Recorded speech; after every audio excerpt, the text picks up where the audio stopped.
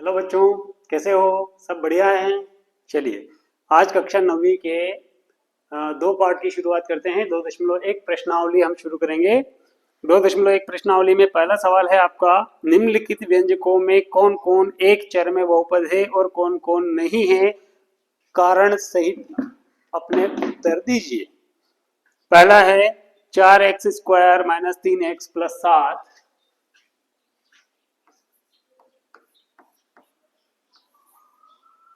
First पहले मैं लिख देता हूं और समझा देता हूं कि बहुपद क्या होते हैं, फिर आप स्वयं कर पाएंगे इसको।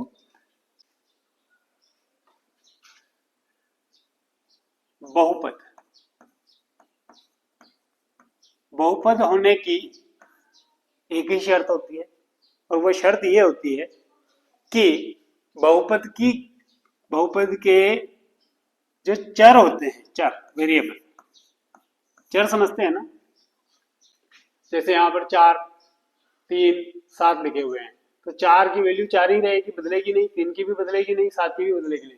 लेकिन x की वैल्यू यहाँ 1 भी हो सकती है, 2 भी हो सकती है, 0 भी हो सकती है, -1 भी हो सकती है, तो कुछ भी हो सकती है। तो जो भी वैल्यू इसकी हो सकती है, मान इसका फिक्स नहीं है, वो वेरिएबल है। और जिसका मान फिक्स है, जैसे यहाँ 4 है, 3 है, 7 है, तो इनका मान बदलेगा नहीं, इसलिए ये अचर है। और x की वैल्यू कुछ भी हो सकती है, 1 हो सकती है, 2 हो सकती है, 3 हो सकती है, 0 हो सकती है, माइनस में भी हो सकती है। ये आपकी चर राशि होगी। चर और अचर समझ में आ गया। अब यहाँ पर चर चर है x, इसमें चर है y, इसमें चर है आपका t, है ना, इसमें चर है आपका y, इसमें चर है x, y और t, 3 चर हैं इसमें। तो इस प्रकार से जो चर हैं, वो चर की घात जो होती है वो 1 से कम नहीं होनी चाहिए। बहुपद में चर की घात जो होती है, चर की जो घात होती है वो क्या होती है? 1 से कम नहीं होनी चाहिए। 1 से कम नहीं होनी चाहिए। एक ही शर्त याद रखना है आपको कि चर की घात 1 से कम नहीं होनी चाहिए। यदि चर की घात 1 से कम है तो फिर वह बहुपद नहीं होगा। ठीक है, इससे हम पहचान पाएंगे कि निम्नलिखित में से कौन कौन से बहुपद हैं और कौन कौन से बहुपद नहीं है। अब यहां पर हम चर की घात देखते हैं, कितनी है चर की घात? 2 है, तो दिख रही है चर की घात। यहाँ चर की घात कितनी है? कुछ नहीं है, तो 1 है। यहाँ चर की घात कितनी है? 2 है। यहाँ ये अचर राशि है, तो इसकी घात देखने की आवश्यकता नहीं है। चलिए, तो यहाँ पर चर की घात 2 है, 1 है, यानी 1 या 1 से अधिक ही है, तो यह बहुपद है। यह क्या है? बहुपद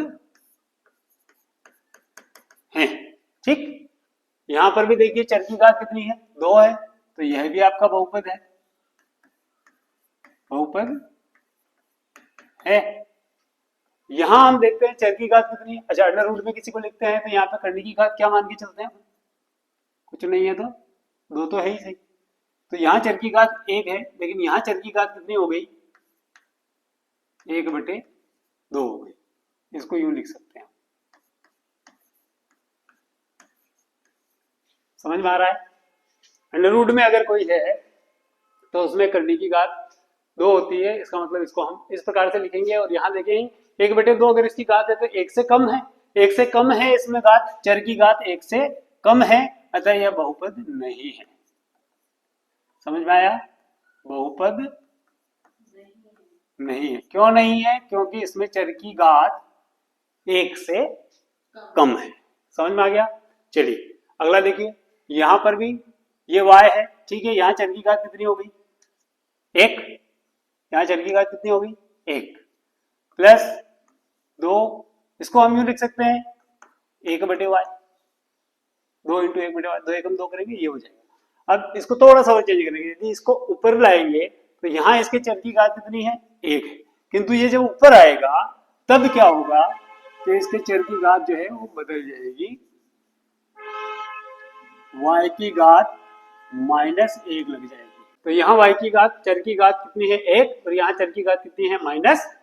-1 चर की घात 1 से कम हो गई, तो इसका अर्थ ये हुआ कि यह बहुपद है कि नहीं है? बताओ। नहीं, बहुपद नहीं है। ठीक है, नहीं है। अभी यहाँ देखिए, यहाँ पर चर x है, इसकी घात कितनी है 10, यहाँ चर y है, इसकी घात कितनी है 3, और यहाँ चर t है, घात है 50। 3 चर हैं इसमें।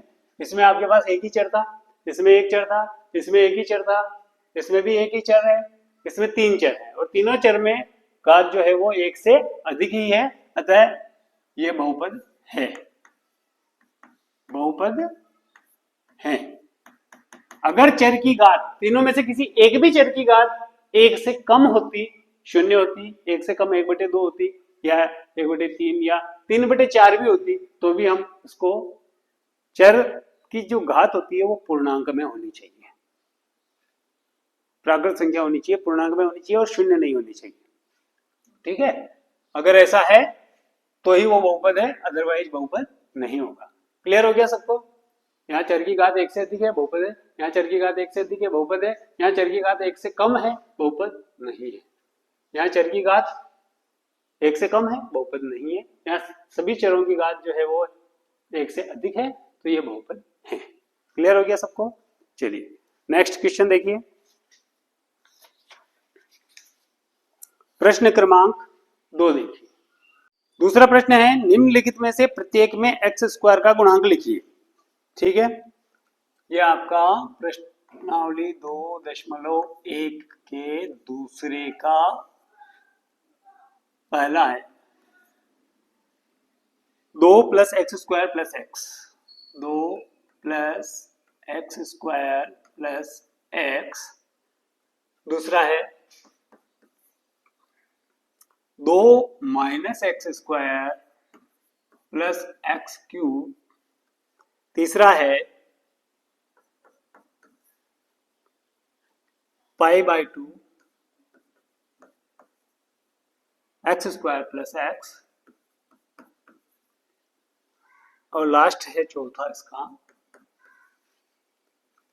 √2x + 1। देखिए सॉरी -1।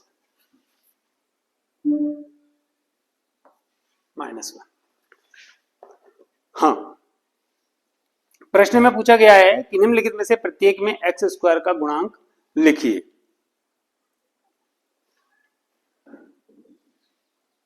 x² का गुणांक पूछा है तो केवल x² पे ध्यान देना है।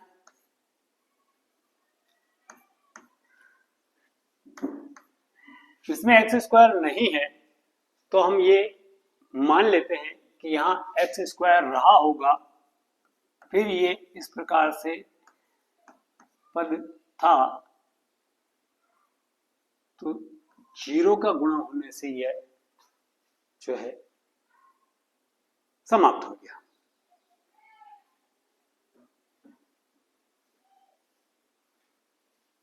यहाँ x² में कुछ भी नहीं दिख रहा है, हम 1 मान लेते हैं, क्योंकि 1 का गुणा करने से कोई फर्क नहीं पड़ता है।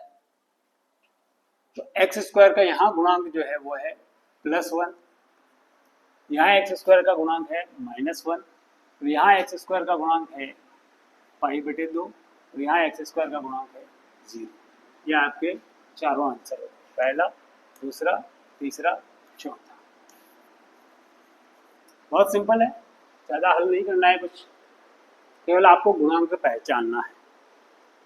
ठीक है, अगला सवाल देखिए, तीसरा, 35 घात के द्विपद का और 100 घात के एकपदी का उदाहरण दीजिए। तीसरा सवाल, 35 घात का क्या लिखना है, द्विपद यानी 2 पद वाला, और 100 घात का क्या लिखना है, एक पद वाला होता है। 35 घात होनी चाहिए, कोई भी एक चर ले लो, x ले लिया और इसकी घात कितनी लगा दी 35, प्लस 1 लिख दो, 2 लिख दो, 3 लिख दो, 4 लिख दो, 7 लिख दो, y लिख दो, z लिख दो, कुछ भी लिख दो। ये आपका हो गया 35 घात के द्विपद का उदाहरण। 2 पद हो गए, 1 और 2 पद। पद कैसे गिनते हैं, 1 2 3, 1 2 3, 1 2 1 2, तो ये द्विपदी है, ये द्विपदी है, त्रिपदी है, त्रिपदी है। ठीक है, ये द्विपदी हो गया। अभी यहाँ पर एक पद लिखना है जिसकी घात 100 होनी चाहिए, तो x की घात 100 लिख दो, y की घात 100 लिख दो, z की घात 100 लिख दो, कुछ भी लिख दो, ठीक है। चर होना चाहिए, उसकी घात पे 100 आना चाहिए। ये आपका तीसरा हो गया। अगला है चौथा प्रश्न, निम्नलिखित बहुपदों में से प्रत्येक बहुपद की घात लिखिए। अभी हमको केवल घात बतानी है। चौथा देखिए,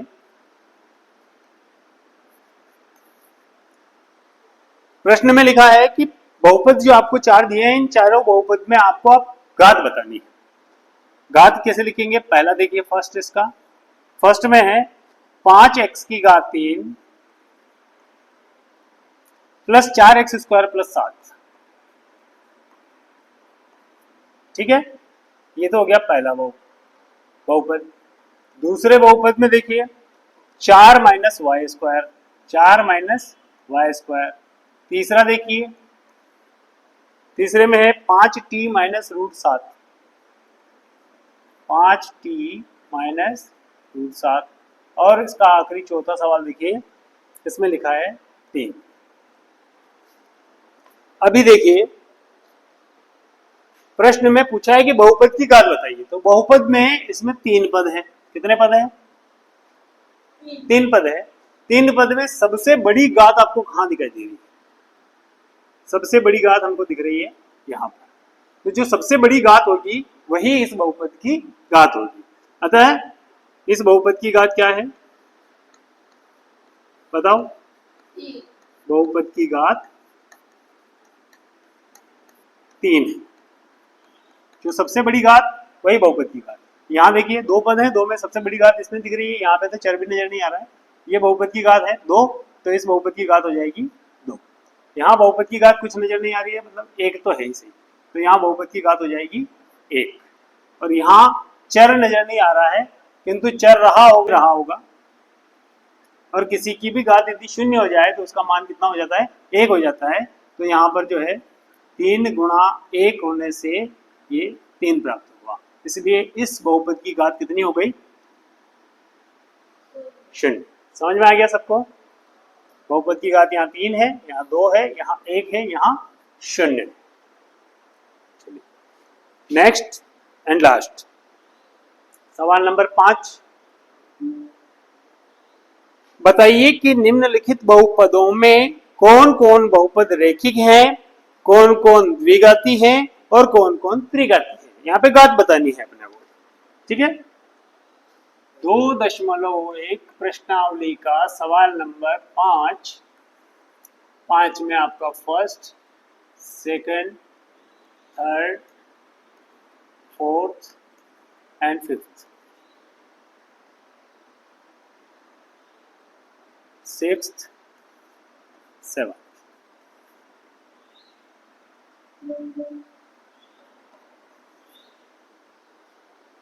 देखिए पहला है x square plus x,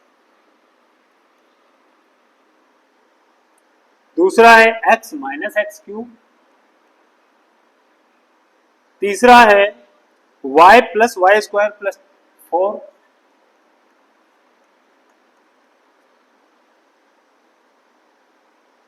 one plus X, 3t, R square and 7x cube.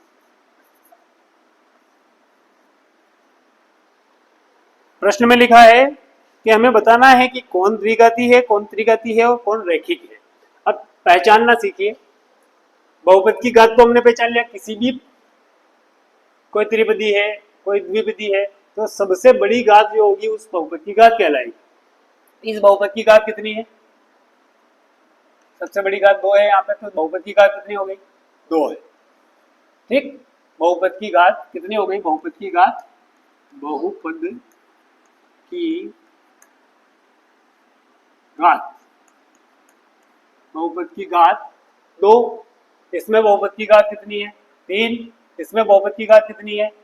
2। जो सबसे बड़ी घात होगी वही बहुपद की घात। इसमें बहुपद की घात कितनी है? 1। इसमें बहुपद की घात कितनी है? 1। इसमें बहुपद की घात कितनी है? 2। इसमें बहुपद की घात कितनी है? 3। अभी बहुपद की घात से हमें पता चल जाएगा कि बहुपद रेखिक है, द्विघाती है या त्रिघाती है। देखिए यदि एक घात है तो वो वाला बहुपद हो गया आपका रेखिक। क्या हो गया? रेखिक। अभी ये भी हो गया आपका रेखिक। जिसकी घात एक वो बहुपद हो गया आपका रेखिक। जिस बहुपद की घात दो हो वो आपका हो जाएगा द्विघाती। कौन सा हो जाएगा? द्विघात। इसकी घात तीन है, ये त्रिघाती बहुपद। ठीक है, इसकी घात दो है, ये हो गया आपका द्विघाती। इसकी घात दो है, ये द्विघाती हो गया, ये त्रिघाती हो गया।